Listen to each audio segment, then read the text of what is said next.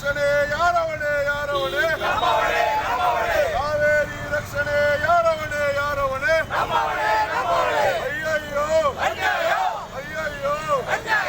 ರೈತರಿಗೆ ಕರ್ನಾಟಕ ರಾಜ್ಯ ರೈತ ಸಂಘ ಹೋರಾಟಕ್ಕೆ ಕರ್ನಾಟಕ ರಕ್ಷಣಾ ವೇದಿಕೆ ಹೋರಾಟಕ್ಕೆ ಬೇಕೇ ಬೇಕು ಯಾತಕ್ಕಾಗಿ ಹೋರಾಟ ಎಲ್ಲಿಯವರೆಗೆ ಹೋರಾಟ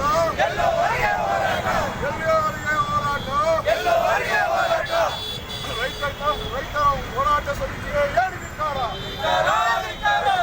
ಪ್ರಾಧಿಕಾರದ ಸಮಿತಿಗೆ ಹೇಳಿದಿಕ್ಕಾರ ಎಲ್ಲಿಯ ಪ್ರಾಧಿಕಾರ ಸಮಿತಿಗೆ ಹೇಳಿದಿಕ್ಕಾರ ಕನ್ನಡಿಗರಿಗೆ ನೋವು ಕೊಡುತ್ತಿರುವ ಪ್ರಾಧಿಕಾರ ಸಮಿತಿಗೆ ಹೇಳಿದಿಕ್ಕಾರ ಅಯ್ಯಯ್ಯೋ ಅಯ್ಯಯ್ಯೋ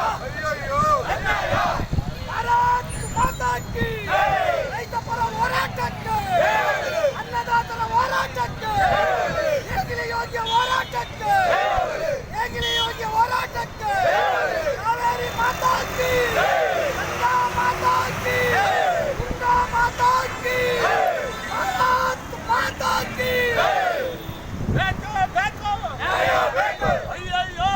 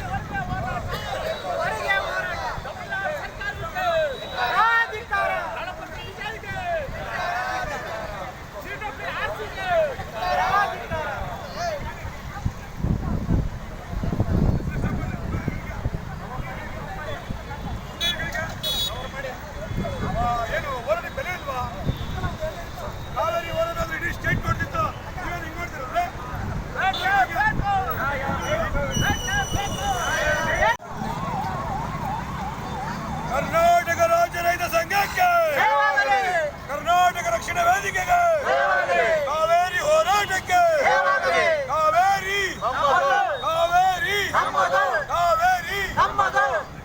ಅದಲ್ರಿ ಕುಗ್ರೆ ಭಾರತ್ ಮಾತಾ ಕಿ ಅನ್ನದಾತರ ಹೋರಾಟಕ್ಕೆ ಹೇಗಿಲೆ ಯೋಗ್ಯ ಹೋರಾಟಕ್ಕೆ ಅನ್ನದಾತರ ಹೋರಾಟಕ್ಕೆ ಭಾರತ್ ಮಾತಾ ಕಿ ರಕ್ಷಣಾ ವೇದಿಕೆ ಹೋರಾಟಕ್ಕೆ ಕರ್ನಾಟಕ ರಕ್ಷಣಾ ವೇದಿಕೆ ಹೋರಾಟಕ್ಕೆ ಕನ್ನಡಿಗರ ಹೋರಾಟಕ್ಕೆ ಕಾವೇರಿ ಹೋರಾಟಕ್ಕೆ ಕಾವೇರಿ ರಕ್ಷಣೆ ಯಾರ ಹೊಣೆ ಕನ್ನಡಿಗರ ರಕ್ಷಣೆ ಯಾರ ಹೊಣೆ ಕನ್ನಡಿಗರ ರಕ್ಷಣೆ ಯಾರ ಹೊಣೆ ಕಾವೇರಿ ಹೋರಾಟಕ್ಕೆ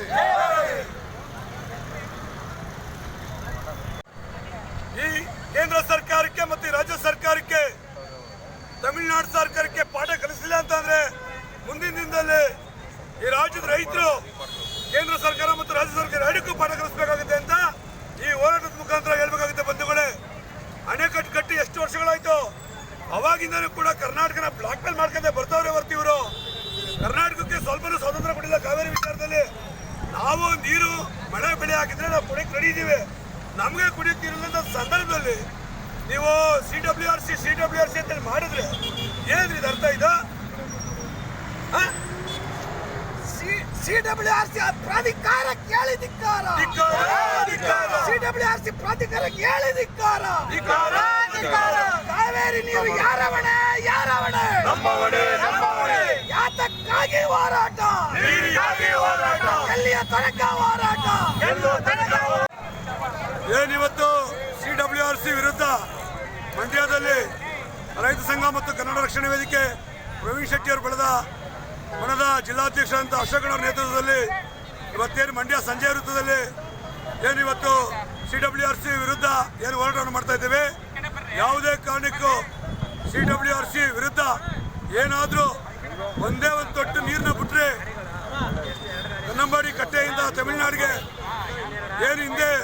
ರಾಮದೇಗೌಡರು, ಪುಟ್ಟಣ್ಣಯ್ಯ ಅವರು ಏನು ಅನೇಕ ಮಹಾನ್ ಅತಿರಥ ಮಹಾರಥರು ಏನು ಹೋರಾಟ ಮಾಡಿದ್ರು, ಆ ರೀತಿಯಲ್ಲಿ ಇಡೀ ಜಿಲ್ಲಾದ್ಯಂತ ಹೆದ್ದಾರಿಗಳನ್ನ ಬಂದ್ ಮಾಡಿ, ಮೈಸೂರು ಮತ್ತೆ ಮಂಡ್ಯ ಬೆಂಗಳೂರು ಹೆದ್ದಾರಿನ ಬಂದ್ ಮಾಡಿ ಈ ರಾಜ್ಯ ಸರ್ಕಾರಕ್ಕೆ ಮತ್ತೆ ಕೇಂದ್ರ ಸರ್ಕಾರಕ್ಕೆ ವಿಷಯನ ಮುಟ್ಟಿಸಬೇಕಾದಂತ ಹೇಳಕ್ ಇಷ್ಟಪಡ್ತೀನಿ ಬಂಧುಗಳೇ.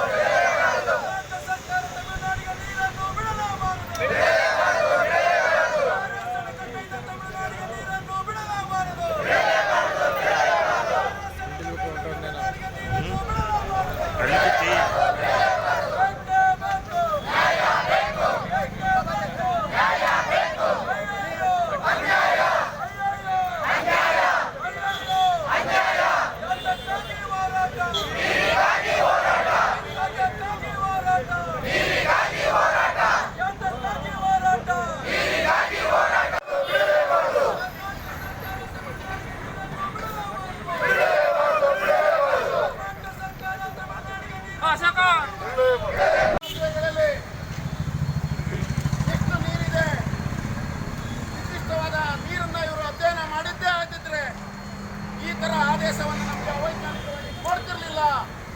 ಇವತ್ತು ಕೊಟ್ಟಿದ್ದಾರೆ ಅಂದ್ರೆ ಇದು ತಮಿಳುನಾಡಿನ ಹಠಕ್ಕೆ ಮಣಿದು ಕೊಟ್ಟಿದ್ದಾರೆ ಅಂತೇಳಿ ಅವರಿಗೆ ನಾವು ಜಯ ಕರ್ನಾಟಕ ಪರಿಷತ್ತಿಂದ ಅವರಿಗೆ ಧಿಕ್ಕಾರವನ್ನು ನಾವು ಹೇಳ್ತೇನೆ.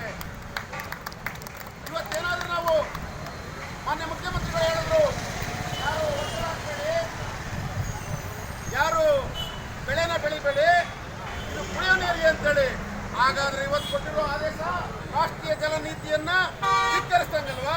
ಅದನ್ನ ಇವತ್ತಿನ ಸಭೆಯಲ್ಲಿ ರದ್ದು ಮಾಡಬೇಕು ಅಂತೇಳಿ ನಾವು ಮಂಡ್ಯ ಜಿಲ್ಲಾ ರೈತ ಹಿತರಕ್ಷಣಾ ಸಮಿತಿಯ ಎಲ್ಲ ಸಂಘಟನೆ ಪರವಾಗಿ ಒತ್ತಾಯಿಸ್ತಾ ಇದ್ದೇವೆ. ಆದ್ರೆ ಇವತ್ತು ನಮಗೆ ಕರ್ನಾಟಕ ಸರ್ಕಾರ ಬಂದು 136 ಸೀಟ್ ಬಂತು, ಏನಂತೇಳಿ ಬಂತು, ಪಾದಯಾತ್ರೆಯನ್ನ ಮಾಡಿದ್ರು, ನಾವು ಮೇಲ್ದಾಟನ ಮಾಡ್ತೀವಿ ಅಂತೇಳಿ.